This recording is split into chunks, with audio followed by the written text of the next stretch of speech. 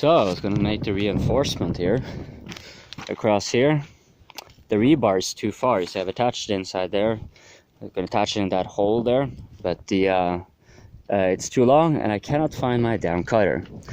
Fortunately, most of the wall is taken. I'm just gonna now cover in these places here just to make it a little bit stronger, and I will, since I have nothing better to do until I find my saw or get to borrow one, I'll go here. Now here you can see, let's see if my lighting can be, there you go, I think. So you can see there's some parts where the rebar is exposed, like there are very deep creases and grooves here.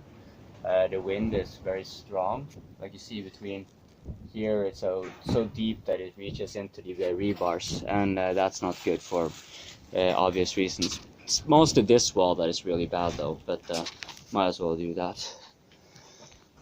Might as well, since it's so windy.